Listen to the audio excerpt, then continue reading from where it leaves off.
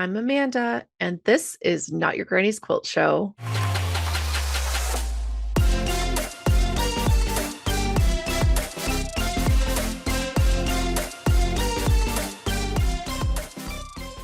Hello, everybody. Welcome to today's episode. As always, I'm so happy that you're here.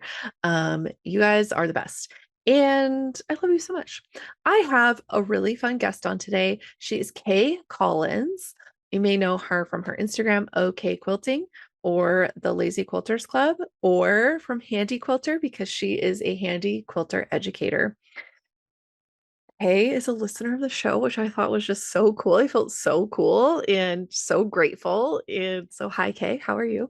I hope you listen to your own episode because why not? Anyway, so like I said, Kaye is a HandiQuilter educator. She runs the Lazy Quilters Club, which she said is just a joke. It's not laziness. It's just more of like, let's relax, let's have fun, let's find ways to make this less painful for us that are actually just fine. It's not lazy. And with HandiQuilter, she does a retreat about, extending your computerized the pro stitcher skills. The November one that's coming up is full. So keep your eyes peeled for the next one if that's something that interests you. And yeah, it was just so fun chatting with Kaye. She was a teacher, a band instructor, and so we got to nerd out about teaching and music, and that was really fun. And I just loved chatting with Kaye. So I hope that you enjoy this episode as much as I do, and let's hop on in. Hi, Kaye. How are you? I'm doing great. I'm so glad you're here. This is so fun. Oh, I'm so excited. We're going to have a great chat today. Yes. So you are Kaye Collins of OhKayeQuilting, the Lazy Quilters Club. You're a HandiQuilter instructor. You do all the things, and we will talk about all those things. But I'm just welcome to the show. Thank you. I'm so glad to be here. Yay. Well, you are you're an everyman. You do all the things in the quilting world. But how let's go back all the way to the beginning. How did you get into quilting in the first place? Well, that's kind of funny. So I was a first year, so I was a teacher. I was a high school band director. And my Oh, very first year of teaching, I was teaching in Calais, Maine, which is a tiny town on the border with Canada over in New Brunswick. And we only had three TV channels, and two of them were French, and my French was meh.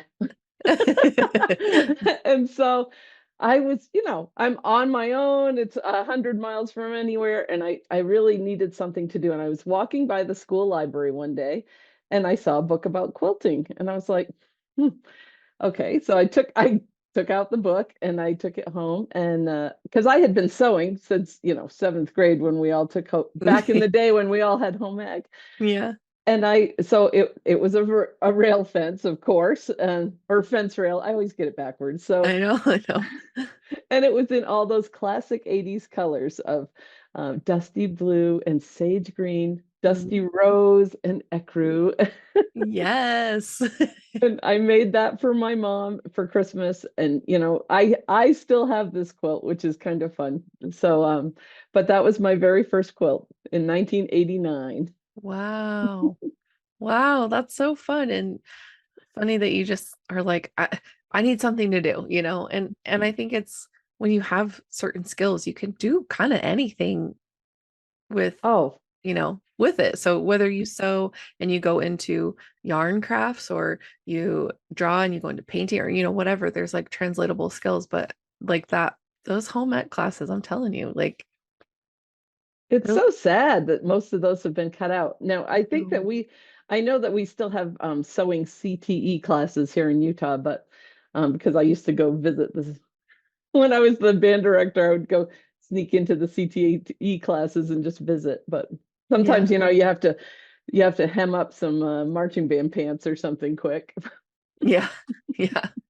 Not a lot of sewing in marching band, but that's so cool. And how fun that you were a band director. I was a third grade teacher, as you probably know, for a long time. And so teaching is near and dear to my heart. And I was also a choir nerd in high school. So all the music programs were just kind of saved my life a little bit. So That was, They tend to do that for a lot of kids. And that, it was my joy to sometimes have those kids who didn't really belong anyplace, but they were comfortable in my classroom, and that always made me happy. yeah.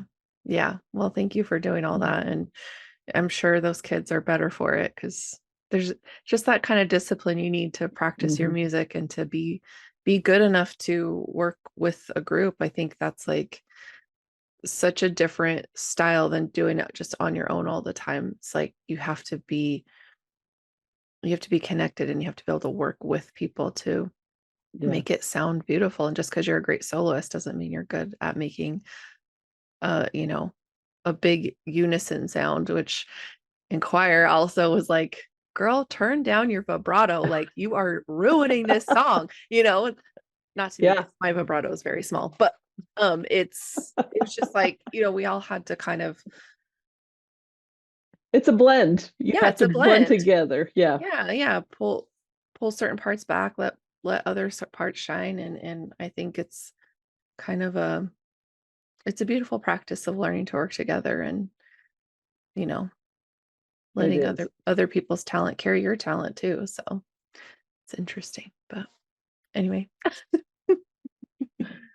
I love it. It was my pleasure. I taught for about 16 years in the public schools, and then even after, so just, well, not in the last few years, but starting in about 2016, for about 4 years, I just volunteered with the neighboring marching band, and just because I had missed the kids and everything. But when I started teaching with HandiQuilter, the travel just got too much, and I had to leave that behind. But I still pay attention to DCI, which is Drum Corps International.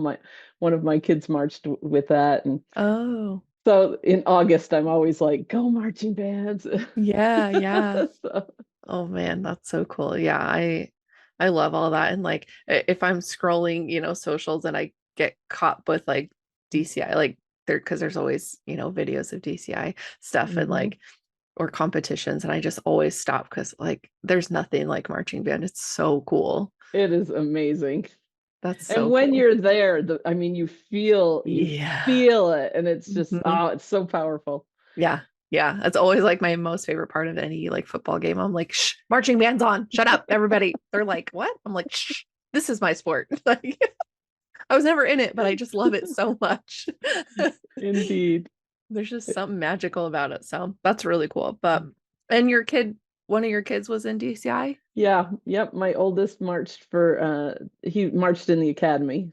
Okay. And so that was fun. So he and I are always, he's like, "Did you see the scores last night?" It's a fun Yeah. thing that we have together. So Yeah. That's so cool. Did any of your other boys do music or anything, or yeah, were they? one year I actually had all three of my sons in band, which was really fun. So What? That's so fun. one of them was less rhythmic than the other two, shall we say, but they were. And my oldest one is the best instrumental musician, but he doesn't really sing, whereas the other two are really great singers. Oh. The youngest he was good at both, but Hmm. he ended up going more the singing route as time went on. So, Yeah. and that's That's so been fun. really interesting because they both went into the military and have had opportunities to sing, the national anthem and things like that. And that has been very cool too. So music it's been an important part of our lives. Yeah, that's incredible and something that is can create such strong bonds. Like I know my boys have a really strong bond over their music and Mhm. uh my oldest has been learning teaching himself to play guitar and it was so funny because when he was younger or like when he was a little kid, he hated our loud music. He'd be like, turn it down. And his dad would like turn it up a little more. I'm like, come on, man, give him a break. And he's like, no, he will like music one day. And then one day he started liking music and we were like,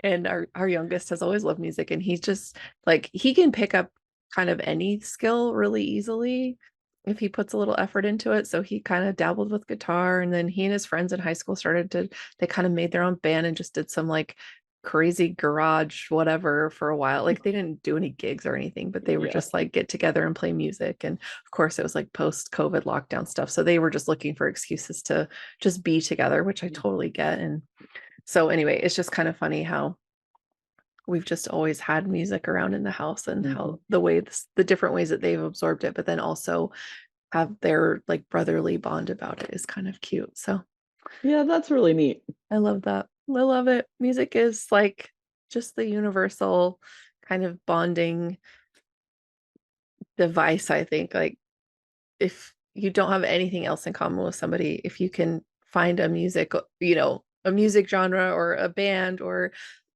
whatever that you guys can connect on, it's like, oh, okay, we can be cool. Like it's Well, so and I think it's important to my long arm quilting because if I'm going to be doing free motion, yeah. the first thing I do is put on music because I have to loosen up. I mean, I'm kind of an intense, and I'm like, I'm going to Uh, drive this machine, and yeah. for free motion, you kind of have to relax a little. And so, Mhm. the big joke in my classes is that the first song I always put on is "Don't Fear the Reaper" because I Yes. it's just That's I don't perfect. know why, but that one just gets me relaxed, and then I It's the can free cowbell. motion.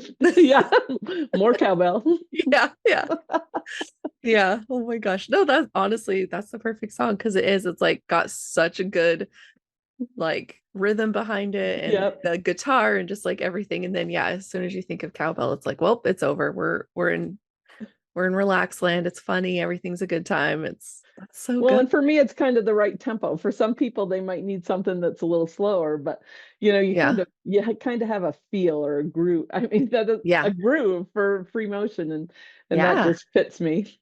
I love it. Yeah. I think that's so interesting. So okay, yeah, you're a handy quilter educator. I am. And I don't have a handy quilter, but I am also a long armor, so I'm here to talk long arming all day, every day. So how did you get into that? So that's crazy too. So that it was COVID, right? And so we Mm, were all posting because we were lonely. yeah. And so I was posting, and I'm a member of the Salt Lake Modern Quilt Guild, and we have this big event called Dye Day. And so I went to Dye Day, and of course we're all wearing, our hairs, we're all wearing ponytails and baseball hats and masks. Okay, so Hmm. it's really hard to recognize someone. And Yeah. I got talking to this person, and I did not recognize who it was. It was Kim Sandberg from Oh, HandiQuilter. And it was so funny because we got talking about computerized quilting and all this, and I was like, I really want to do some circular designs and everything. And she's like, yeah, I don't think we have any videos about that. I'm like, wait a minute, where do you work? I mean, I was so embarrassed, but it was an honest mistake, and we just kind of right. hit it off. And then, I think that she started following me on Instagram, and a few months later, I actually got an email that said, you should apply for this. And I thought, I am just not really I'm not good enough for that. And but I filled Yeah. out the application, and long story short, I ended up about 5 months later, I ended up getting hired to be one of their national educators. And so that was almost 5 years ago. And Okay. it has been, it's a lot of work. It's a lot of travel. And I'm hauling around two suitcases, one for me and one full of quilts and teaching Hmm. materials. But it is a lot of fun because quilters are the best people everywhere. I mean, quilters are so generous and kind, and amazes me when I meet with people and they're like, "Well, I bought a long arm because my guild needed someone to quilt the quilts." And I'm like, "That is just amazing." I Right. mean, Yeah. it's they're doing some of theirs, but some of these women are seriously just doing charity quilt after charity quilt, and Hmm. just everyone's so generous. It's really a great community, and I love going out and helping people. I'm not a show quilter. Let's get that out there right now. I That's just not my jam. And I think part of Yeah. it is the whole band director thing. I spent so much of my life doing competitions that I don't really feel like I don't need that in my life, and I don't really want it in my life. Yeah. And so I don't really worry about I'm not worried about that kind of thing. I tell all my students that my goal for them is that they can learn to make heirlooms for their own families. They might show them, they might not. It doesn't matter if they're perfect, but that their families will feel the love that they put in those stitches. Yeah. Oh, I love that. And I think I think that can be a kind of a slippery slope because especially as people are kind of getting into quilting as adults, they're like, well, I have to enter into shows. It's like you don't have to. I've never, I've never entered anything into a show, and I've been quilting for 8 years. And not to say that I wouldn't or that I couldn't. I just it's I don't I'm like you, I don't care. Like I don't need a ribbon to validate my quilting, but I also understand like that people want that and that's okay. Like I'm not knocking it in any way. I Oh, participate in the judging of the quilts that get entered into my local guild's show, which is coming up next week and mhm. I'm so excited. Well, it will have already happened by the time this comes out, but it's always at the end of September. So if anybody wants to enter quilts for next year, get on it. It's the Boise Basin Quilters quilt show. It's really great. Anyway, so getting to be behind the scenes and participate that way and kind of see how the judging works. And um I scribe for the judges, which is Oh, also fun. yeah. I learned so much from the process. So I think that ultimately if people are going to enter is like the thing is like what are you going to learn from it anyway. Well, But I I think, my favorite thing about the quilting world is that there is room for everyone. There is yes. room for every type of quilt and every type of motivation, and Mhm. it's all okay. And, it's okay if I don't want to show my quilts. I still go to quilt shows and Yeah. admire other people's. And Yeah. so I just think that it's a great realm for everyone. But I Yeah. I have thought about entering just I not because I really care about winning. In fact, I really don't, but to Mhm. get the comments, I think would be a way to help me grow as a quilter. So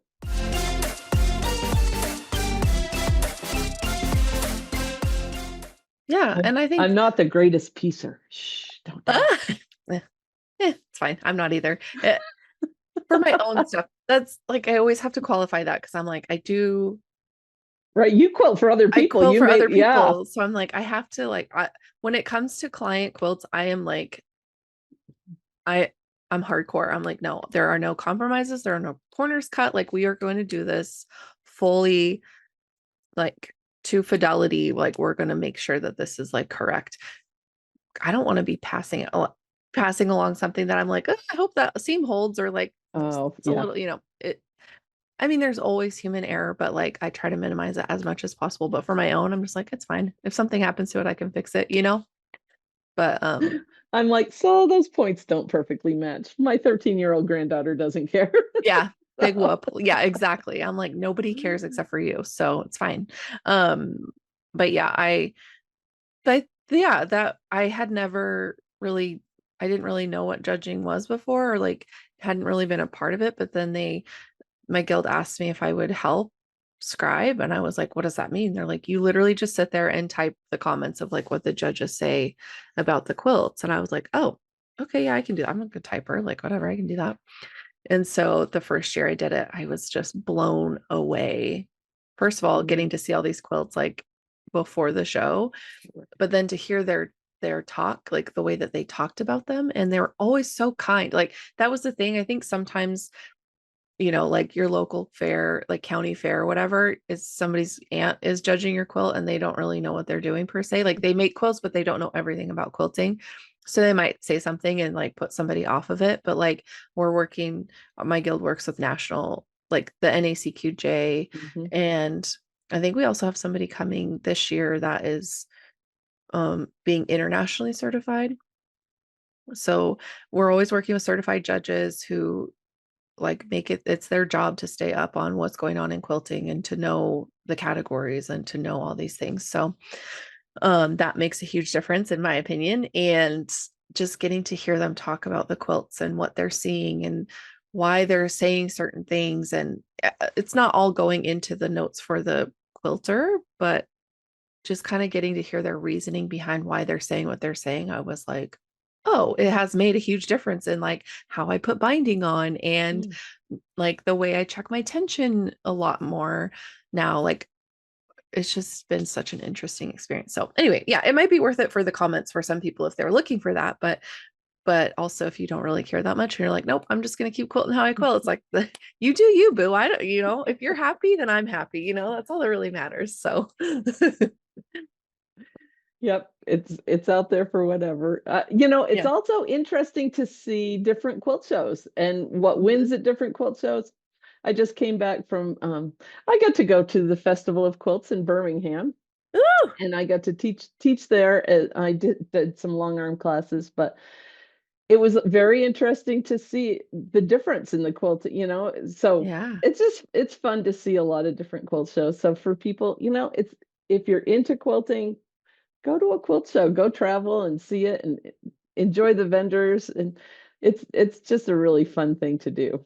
Yeah. Yeah, it is really fun. And I'm with you. I love to encourage people to go because it's just, if nothing else, it's full of inspiration and it's full of like, oh, I think the thing that gets me sometimes is when people are like, oh, it's quilting, sewing, it's just such a dying art. And I'm like, bull crap. It is not. Like, have you been to a quilt show lately? Have you seen like all these huge quilt things, like, like whatever conventions? Is that what I'm trying to say? Yeah. Like the quilt shows, quilt conventions, like it, it's happening. It's not dying, and more people are No. joining in every day. And I hope I've pulled people in. I hope I have, because I'm like, that's my goal, is I want to make it less um intimidating to jump in by talking about it so much and being like sharing my experiences, to be like, yeah, I didn't start doing this till I was in my 30s. Like I didn't grow up with like, I mean, my mom always sewed and she would try to teach me, but I was an anxious ass kid, so I just never could sit down and like work on her machine without like freaking out that I was going to break it. So I just See, and never. my mom didn't sew, so Okay. she knit beautifully. I mean, I Oh, tried to learn how to knit, and I just every time I sat down, my tension was so different. I was just like yeah. frustrated. I can crochet. I can make hats all day long. I am like Yeah. a boss at hats. Yeah, same. I'm like, what should I make with this gorgeous yarn? I'm like, I know, another hat. Another hat. My husband's Like, like, yeah. so how many hats are you gonna make? I'm like, I don't know. As many as my heart desires, honey. But it's soothing. So I was just Mhm. recently in Norway, and oh my gosh, the yarn store. I hadn't crocheted in years, but Mhm. all of a sudden I had a crochet I bought a crochet hook and yarn because I had just been beguiled. I couldn't find very many fabric shops, but Mhm. yarn was everywhere. And so, Wow. I think that a lot of us who are creative, we're multi-creative. we like Yeah. we like all the things. Yeah, exactly. Like have skills, will travel. Yep. Oh, you want me in scrapbook land? I can go there. Oh, you Yeah. want me in, yeah, sewing land? I can go there. Oh, you want me in needlecraft? Okay, I can go there. It's like, yeah, like I think I was saying earlier, like, you once you have like one kind of crafty skill, you can almost like work with other ones because Oh yeah. you understand something so different about it versus just being a consumer of it, or a viewer of it. You're behind the scenes, you know how things work. So it's like, oh, I can figure that out. Like if I can fix a sewing Yeah. machine, I can learn how to hook some yarn together. And I'm Well, also, and my parents were just so supportive of me trying things. Like my mom didn't sew, but I learned in junior high. I mean, like the first pillow was like a skateboard pillow or so. I mean, it was, but even my home ec teacher, we got to do 3 projects during the semester. And the last one we got to choose. And I showed up with an A-line skirt pattern and plaid wool fabric, ooh, right? And the teacher never looked at me and said, "Kay, that's going to be hard." Nope. She's like, "Okay, this is how you match plaids." And the skirt came out beautifully. And I yes. I just thought that's just something we should, that's not hard. It's just something. And I learned, we did paint your wagon my senior year, and I did all the dresses for all the girls with, and had to adjust the pattern so that it came up in front so we could do our high kicks and all, Hmm. Yeah. But my parents would take me and we would buy fabric, and sometimes I'd use pattern and sometimes I'd just lay it on the floor and start cutting, and they held Yeah. their breath and I ended up with things I could wear, but they supported that. So I always have tried to do that for my kids and grandkids too. It's just, I have a house full of supplies and they're like, "Nina, can we make Hmm. something?" It's like, absolutely. What do you want to make? You Yeah. know? Yeah. I love that. And And that's like same. My mom was supportive of crafting and she had everything. Mhm, So it's like, I think that space of just like when you have the support, whether they do the same thing or not, is like so monumental because I think if I didn't have the space to try all different sorts of crafts and mhm, try different hobbies and do different things, I sewed here and there, but it was not like my main thing. I would embellish my jeans or if they didn't fit anymore or they wore out in the inseam, I would cut the inseam out and I would fill it with fabric and I turn it into a skirt. And there's just so many things that I have done and did because I knew I could, because my mom was like, yeah, we can do that. We're like, yeah, let's try it. Let's figure that out. And so, and even now she came to long arm yesterday and I had thrown off the timing of my machine because I was cleaning it and the rag got caught up in the bobbin. mm. Yeah, it's fine. It's not the first time I've done it either. And but before I'd be like, Dad, come fix this because we worked from their house. And then now it's at my house. And so I had to do it. And I did it and it was really great. But my mom was like, we're gonna figure this out. We don't need boys. And I was like, yeah, we don't need boys. And we did it and it was really great. And that's the thing I love about my machine is that they've made them very easy for the owners to work on. So it's nice. But anyway, That's good. Yeah. but even now it's like we're like grown women. I'm like, she's my mom, but we're like peers, it's like she's not that much older than me. It's That's fine. neat that you share a hobby. Yeah, yeah. So that's been really fun to like get to connect with her now that I do so. Now that we both quilt, it's like we're we are trouble together because we're like, oh no, we have to go to the fabric store. That's so crazy. Oops. Yeah. Yeah, exactly. So anyway, but I love that. I love that your parents were so supportive Mhm. and do you think like do you feel like because you're the youngest, it was kind of like, yeah, whatever you want to do versus like do you feel like they were more pushy in certain ways with your siblings about different Yeah, things? well, and I was the only girl, so I'm Mm. sure, I'm a whole animal unto myself. I'm sure I was by far the hardest. They're like, what do we do? And it was kind of a weird family situation where my mom had actually died when I was 4, and so I went to live with my aunt and uncle, and that's who I call my parents because I Okay. lived with them. So, but yeah, no, I did everything. I took dance lessons and I took music lessons and I did all the art things and I still do it. And I love that feeling of being a beginner, and that's Hmm. in the next couple of weeks, I'm going to go. I've only taken one pottery class in my life, but my friend and I are going to go do some more because for me as a teacher, I think Hmm. it's really important for me to remember what it feels like to be a beginner. Because, Yes. once we get competent, sometimes, we're still good teachers, but we Hmm. forget just how scary it can be for somebody the first time. I had a lady come to my class just a couple of weeks ago. It was hysterical. So this is a long arm ruler class. Hmm. And she got there and she's like, I don't have one of those big machines. What is it? And I'm like, well, that's what we're using today. I'm like, Hmm. woo. And Yeah. she's like, I thought this was a ruler cutting class, like to cut quilt pieces. I said, oh no, this is gonna be way more exciting. So she didn't even know why she was there. Wow. By the end of class, she could use rulers like a boss, and she was like, "This is really fun." And so she went from absolute zero beginner, not even knowing why she was at the shop, to having a skill that, who knows, maybe she'll become a long armor. But one way or another, she was open to the experience and Yeah. and learn something new. And it was really fun to watch that day because I do teach a lot of beginners, but maybe not people who don't know why they're at class. Right? They're not like, what is this? You're like, hello, do you even sew? Like, this is Uh, a long arm. yeah. Yeah, that's probably a different experience than just somebody who's like, I've never long armed before versus like, what is this machine? I don't know what I'm here for. Like, well, that's probably fun though, because then it's like a whole surprise for her.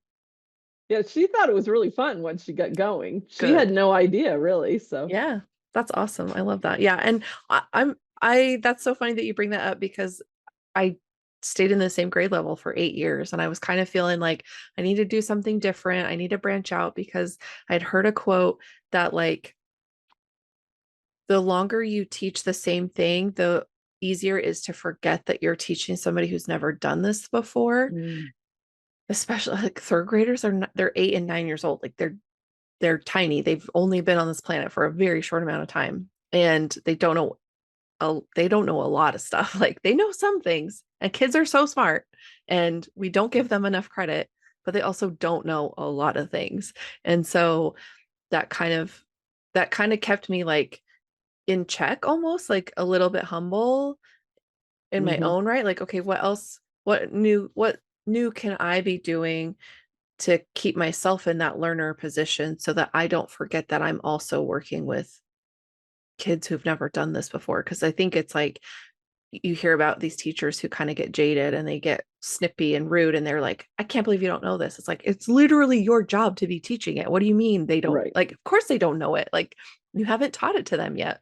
And so that concept, or like if you lose sight of that concept as an educator, no matter what space you're in, it can be the death of your career. Like, and Oh, it kills the yeah. joy of it because you forget what it's like to be new and how weird it is. And that's at my local quilt shop, I taught the long arm certification class for a little bit, and it was the same. I'd say the same thing to students because we'd start doing the paper pantographs and they're on the back side of the machine and they're freaking out because they're like, I can't follow the line exactly. I'm like, who can? Not me. Like, I suck at this, but like I know how to do it.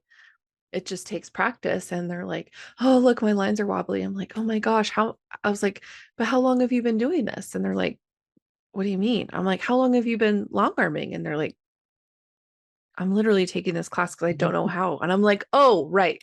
So remember how this is the first time you've ever done this? They're like, oh yeah. I'm like, you're fine.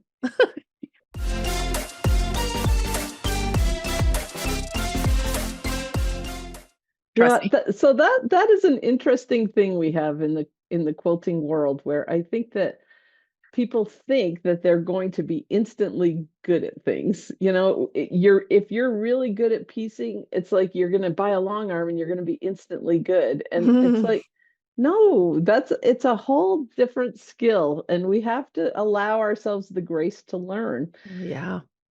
Yeah. Mhm.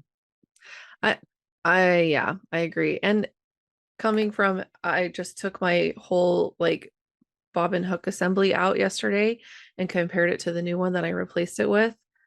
I was like, oh my God, we've done some damage to this thing. But it's like, first of all, that machine's been in use for 8 years, almost every day. And with the exceptions of like when we took a trip as a whole family, or like when we moved it from my parents' house to my house and it was in pieces for a little bit, that there were just times it wasn't used, but very rarely. And seeing like just the wear and tear and the damage that was done, because literally for the first 2 years we didn't know what we were doing. We were just figuring it out, trying things and like breaking stuff, and it's like, okay, well, guess we have to fix that.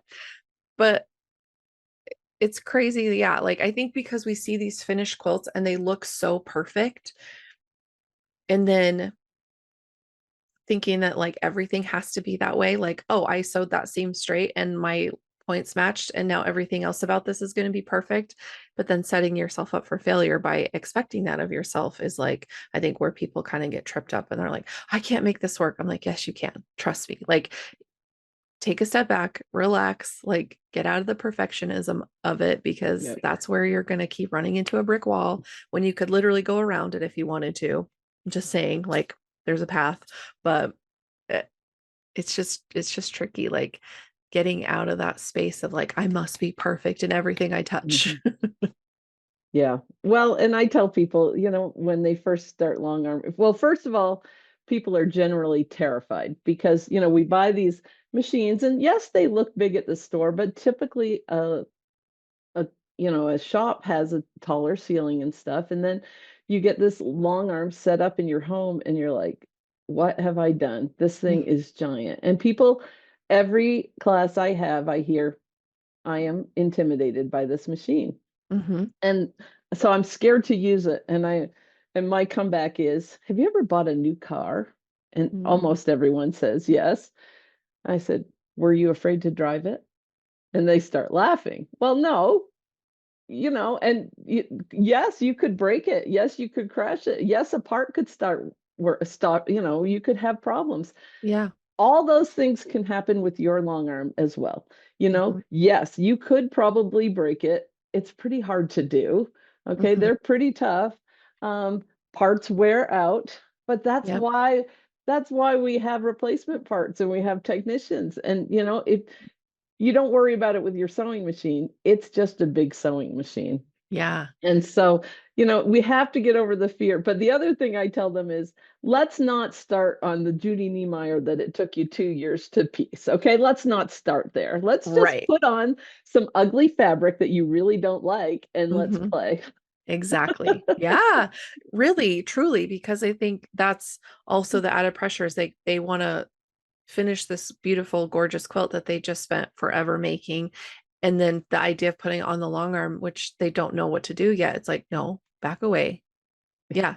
Get in your stash, get out some fabric that you've been holding on to for 15 years, and it's going to be the good fabric. It's not good anymore. Nobody likes it. Put it on that machine and just mess around, drive around. Yep. And that's one thing I think that like helped my perspective is realizing like, oh, I'm now just moving the sewing machine. I'm not moving the fabric under the sewing machine. Like I'm now moving the machine itself. So that kind of like, okay, it's just a sewing machine. Ah, I'm in control of the controls. Like I can stop it when I want. If I don't like a direction it's going, I just stop. And I yes. sit there for a second and go, okay, how do I work myself out of this situation I just did? And and then I can figure it out. It's like once you I think especially as women, side tangent for just a second, we are often by whether it's how we were raised or just society in general, we are taught over and over again to silence our intuition, to not listen to ourselves, to not trust ourselves. So when you step in front of this giant machine and you've been told you're just a girl, you can't do hard things, or like you're not mechanically minded because you're a girl. And I know it was like harder pressed like in older generations to be like you're a secretary or a nurse, like you're not an engineer, you're not mechanical, like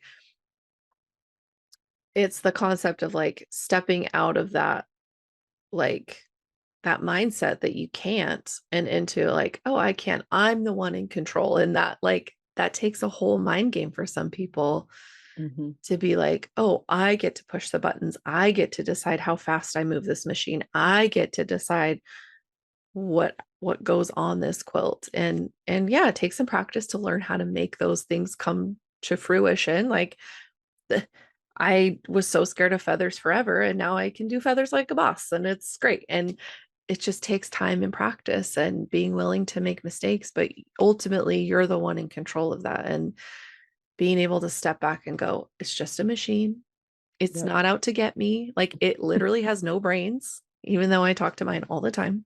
Like Mildred, don't you dare get an attitude with me. um, but Well, and I get to teach. So a lot of people spend their careers kind of saving up and they make a lot of quilt tops. mhm, And then when they hit retirement, a lot of these ladies have been saving up and that's when they buy their long arm. yeah, I teach a lot of much older women, late 70s and 80s, and I often am teaching them how to use Pro Stitcher, which is our computerized robotic system. yes, And I am teaching them how to run a robotic system on a quilting machine at 80 and yes, 84. And it's like, you go, girl. These yeah, ladies they are fearless in just trying new things. And sometimes they do get nervous about what if I touch the wrong button? And I'm like, so you touch the wrong button. It's going to be mhm, okay. But what an amazing thing that so many of these women dare to do that. I think that's awesome. yeah. No, I love that. And that willingness to do something for themselves. And a lot of them have been in Mhm. a position where it's like this is the only time in their life when they've been able to put themselves first and choose their hobby and their love of quilting over everything else, taking care of their families or their career or whatever. So I love to see that too. It's just so exciting, and I think takes a bravery because you have to throw everything else out the window and be like, okay, I'm gonna learn something new today.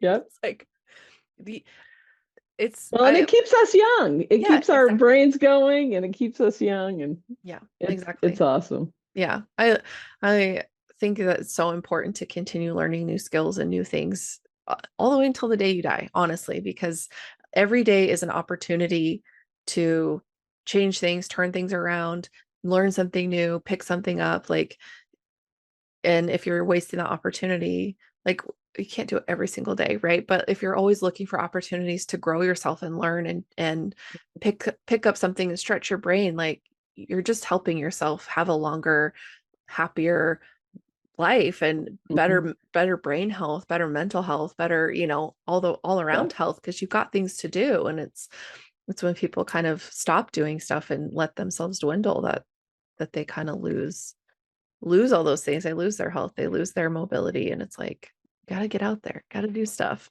Yeah. I Yeah, love for that. That's so sure. exciting.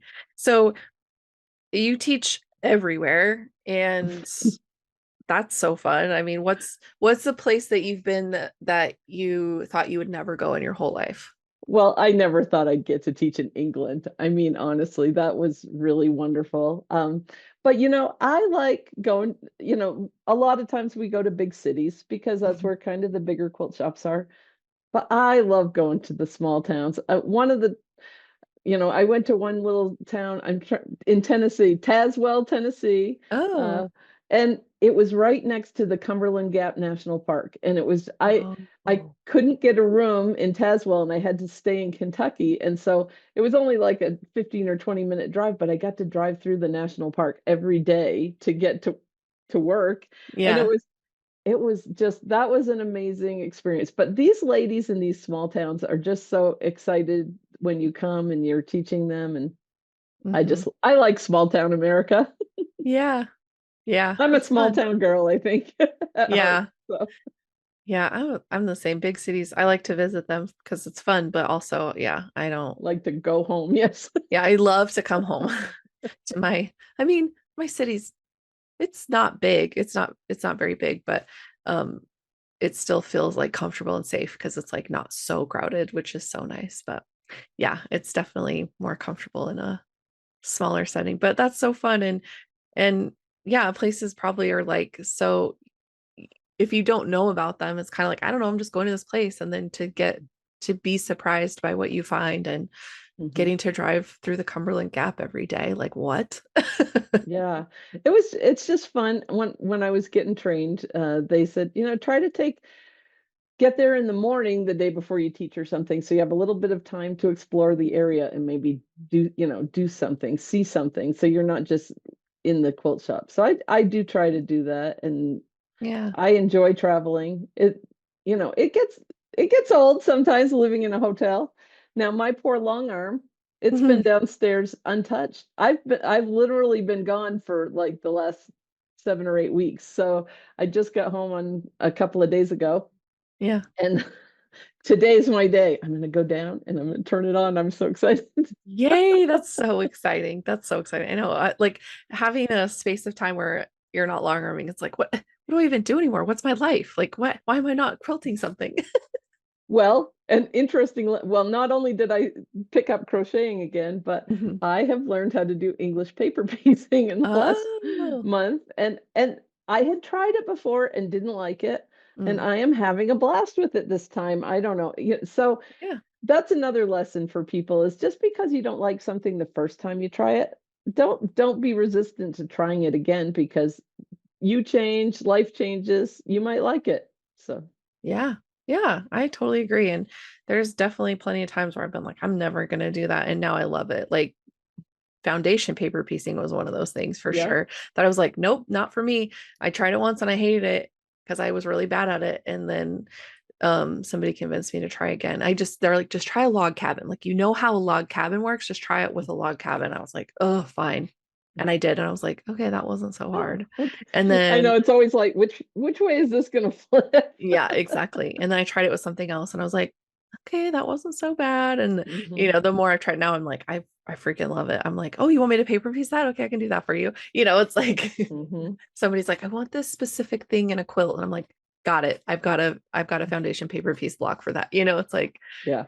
it it opens up the world of quilting too, where like you can get away from like more traditional piecing in the sense that you can make these super tiny, intricate, detailed things, images, are bits of art to add into what is already an art piece and just elevate it that much more Hmm. and be so specific for someone, which I love. Like I got to make a baking themed quilt for somebody and they chose the like colors of topaz for it was like an October, no, November gift for someone's birthday. And so it was all these, delicious teals and like kind of the like orangey yellow and Well, it I was bet just that was pretty. it was beautiful. And then I had these like foundation paper piece blocks of like an apron and a stand mixer and a whisk and actually I think I gave up on the whisk because the pieces were so tiny. I was like, I'm literally gonna scream if I have to do this for one more second. So she let me do two stand mixers instead and a rolling pin. And it was so fun. And the rest of the quilt was just like simple big 4-patch blocks of the colors. And it was exactly what she wanted. And it was perfect. But I was like, I got to put those fun elements in there because of a skill that I thought I would never use in my Hmm. life because I hated it so much just a mere 2 years ago. Yeah. Well, and I talk about it like that we have a quilting toolbox. Mhm, And these are all skills and like ruler work on a long arm. Some people really like it and some people really dislike it. And I'm like, you know what? It is important that you kind of know how to do it because you may have a situation where you need to do it. It's a tool in your toolbox. You might not use it on every quilt, but mhm. when you get to the spot where you need that specific tool, then you're going to be glad you have that skill. And yeah, all of these little skills we can learn throughout, all those little tricks we learn are all tools we have in our quilting toolbox. And I think it's important to keep putting new tools in because it keeps it fun and exciting for us.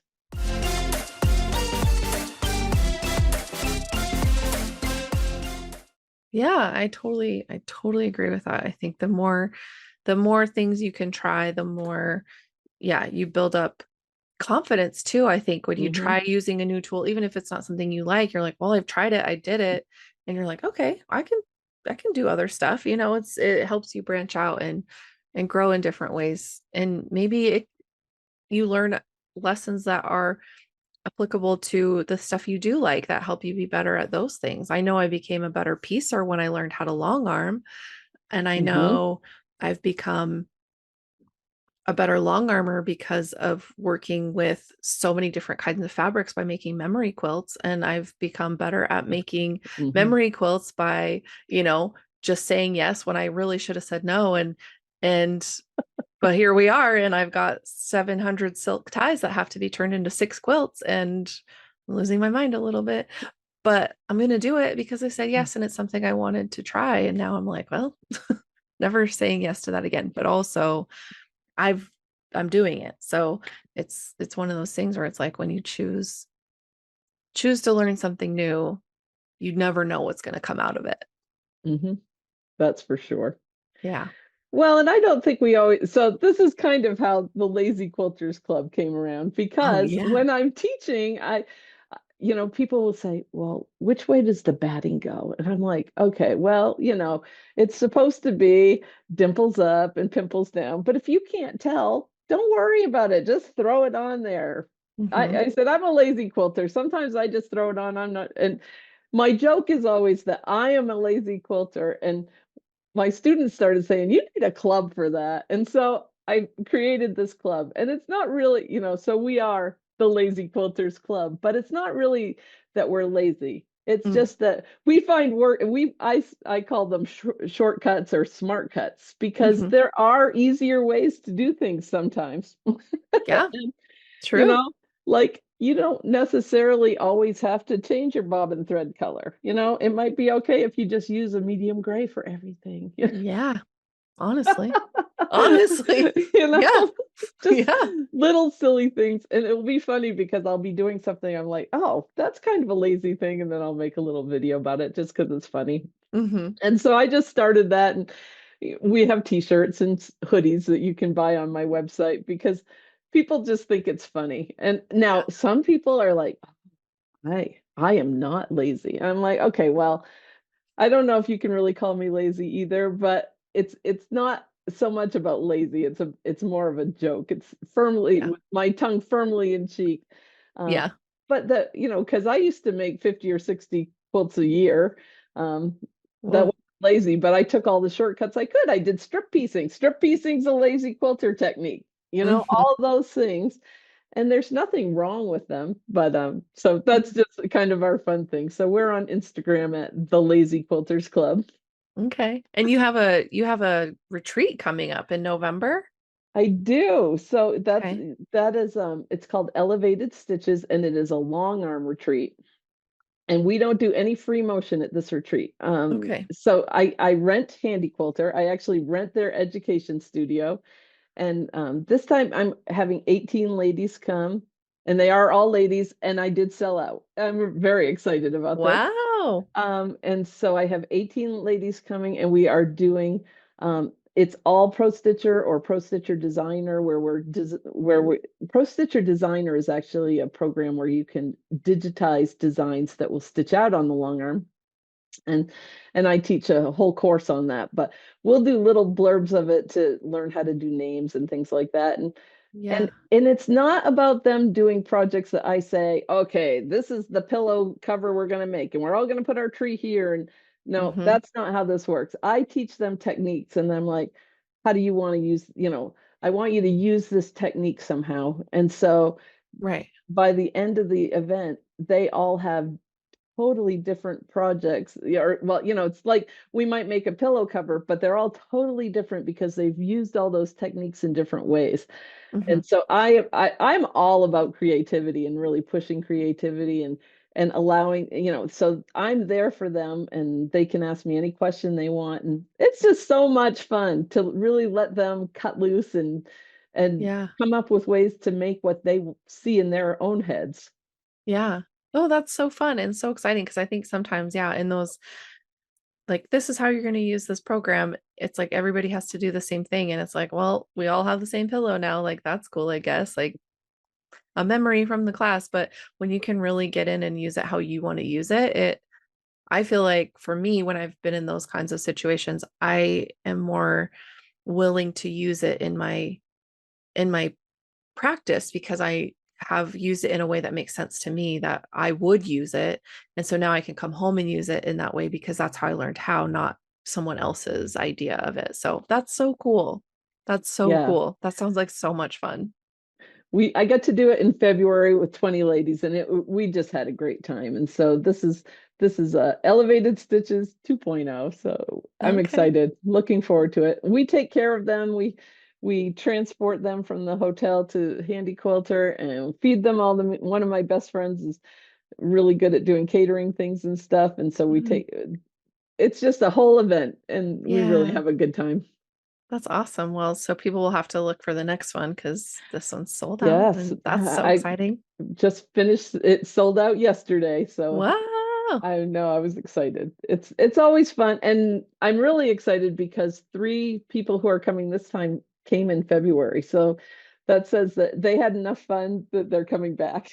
Yeah, and that's encouraging because I want to learn more, which is like good. Yes, come get all the knowledge, and I think it makes a difference when you've got other people around you too to kind of encourage you and ask questions and kind of gives you that little boost of confidence you might not have in the solace of your own home, like Yeah, with nobody to bounce ideas off of. And not that you know, not that bouncing ideas off of anybody is the only way to do things, but sometimes it's just a little boost you need to be like, yeah, you're right, I can do this, and that is going to look good. You're right, just kind of confirm what you were already thinking. But well, and long arm quilting.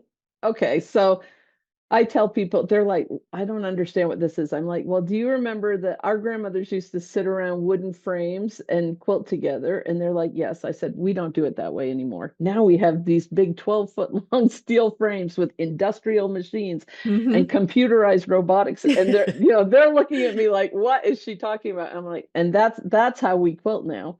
Hmm. But we have gone from it being a very social event to a very solitary event. And Hmm. so having a retreat like this is really fun because these are not beginners. These are people who have had their machines and they understand how to use them. And we're talking about more advanced techniques. Yeah. So they're kind of all in the same space. And we ended up having some people really make some great friendships and not feel like they were alone because we are Yeah. all hanging out like, I hang out in my basement all by myself with, Yep. listening to Don't Fear the Reaper. Yeah. Right. Yeah. I'm out in my garage all day by myself. Mhm. And like, occasionally my husband can work from home, but most of the time he's out and at his office working with his clients. And I'm like, just here by myself, I guess, and my cat, but she can't come out in the studio because we don't get cat hair on quilt fabric. So, Mhm. um, yeah, it's definitely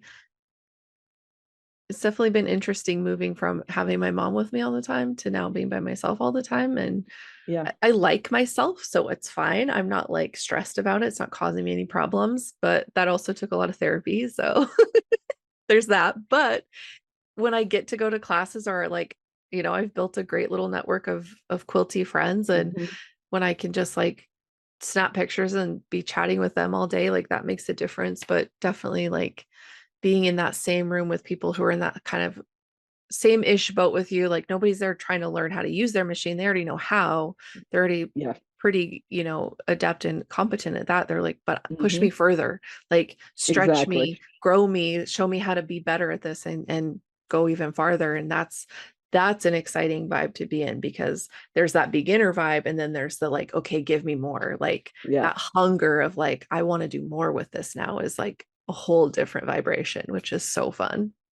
Well, and we don't I introduced them to painting and painting on quilts and things because that's something I enjoy doing. And Mm, so we did that and it was so interesting because on we did some of it on the very first day, which the afternoon had been a little bit stressful and mm, everyone was just kind of keyed up because we're working and you're trying to do things and yeah. it was so fun because about 4 o'clock I pulled them all in and I gave them a little lesson and I let them just start quilting and the room got quieter and quieter and the energy came down and it got really soothing and Mm, everybody it was just almost totally quiet for about 10 minutes and then they started getting chatty again and it was mhm. but with a different energy and it was really fun and some of them who thought that they were not going to enjoy painting at all were like where can I get these, I love this. And Yeah. it's just so for me it's been fun because that's something that I enjoy. I do all the things. I paint, I draw. I'm not a great drawer, but I like to draw because I turn Yeah. those designs into digital stitch patterns and stuff. So, but Yeah. it was really fun to share that and why it means something to me to share that with them and have them respond to it the same way.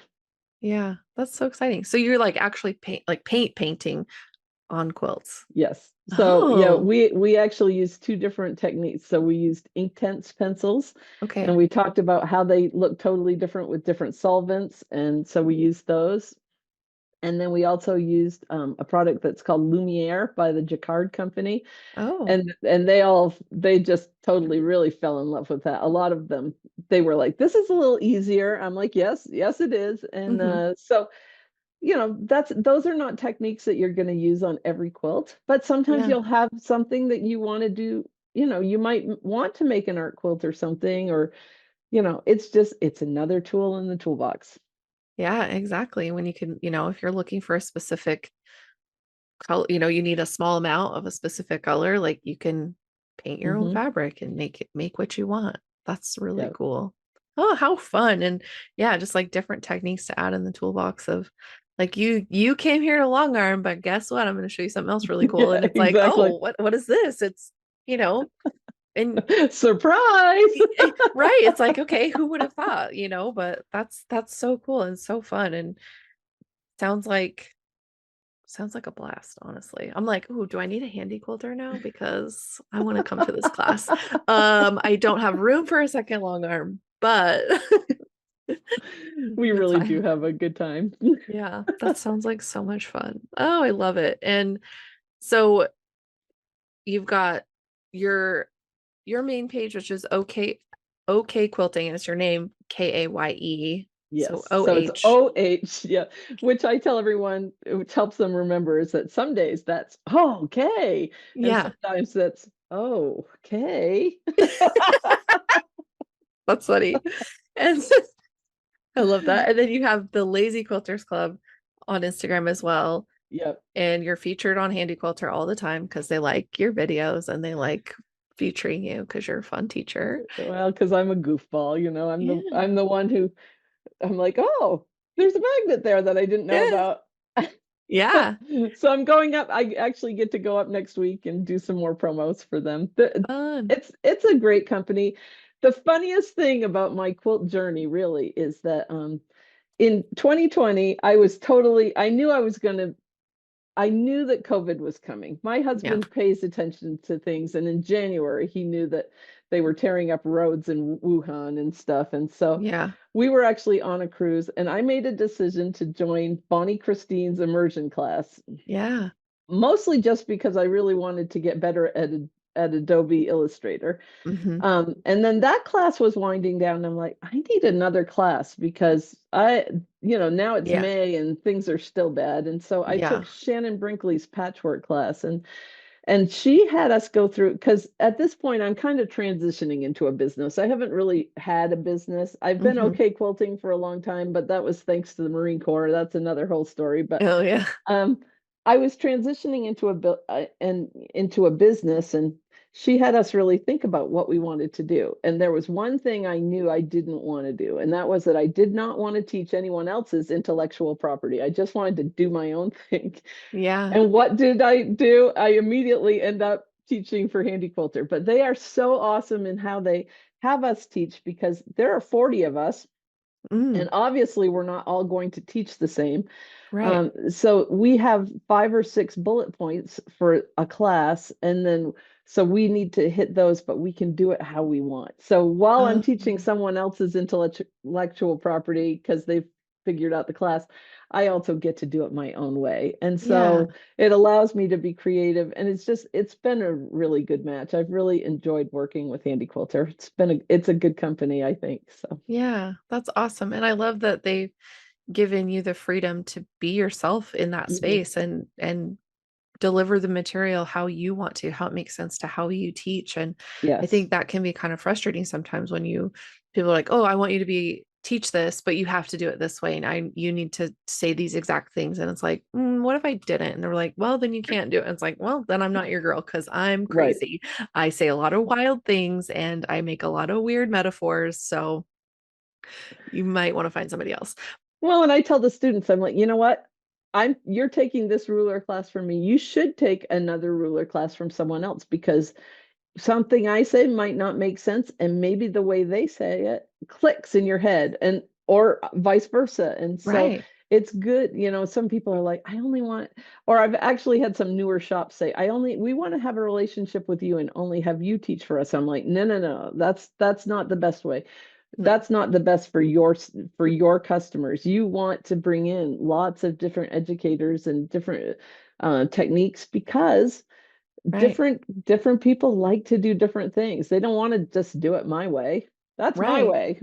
So Exactly. And there's so many different perspectives out there. And I mean, as you know, you can tell the same, a group of people the same exact thing, and they're gonna hear it all different ways, or not even hear it at all. And so it's like someone else could come in and say the same thing essentially, but then now those people who didn't hear you before are now hearing it, and you're like, well, okay, great, awesome. I'm glad you hear it now. It's kind of like, how many ways can I say this thing that I'm trying to help you understand without losing my mind and also helping you at the same time? So yeah, absolutely. Go take a gamut of classes. Yeah, like if you take a ruler class from one person, go take a ruler class from somebody else, because there's mhm. always different levels of understanding too. And that's great. That's okay. Like, it's Absolutely. just interesting. It is interesting to take classes from so many different people too, because then you do get such a different view of like what people know and how they know it and why they know it. And someone's analogy for why something works the way it does might work better for your brain than someone else's. And you just never know unless you try it. So get out there, take classes. Absolutely. I love that. So fun. Well, I've loved getting to talk with you and getting to know you and having you on the show today. And before we wrap up, I would love to know what tip or piece of advice you have to offer the listeners. Well, my best advice is to relax and have fun and to remember why you get into quilting. It is a creative pursuit and it's supposed to be fun. It's not supposed to be stressful. Yeah. So relax and enjoy the process. It's not all about the product. Enjoy the process and have fun. I tell people, let's have some joy in the journey. Yeah. Oh, I love that. Because I think, yeah, we get so uptight about my seams aren't matching or that I don't like these colors. It's like, gosh, calm down. It's okay. Everything's going to be fine.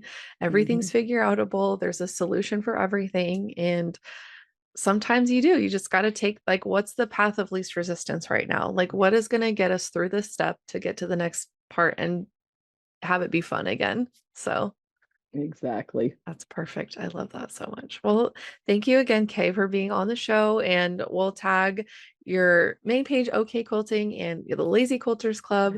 And if people have a handy quilter or are interested in handy quilter, they can look you up and they can look at handy quilter, the handy quilter website to see any education opportunities and check that out. But in the meantime, we will keep watching your space and seeing all the fun things you do. And Well, thanks so much for having me. This has been a lot of fun.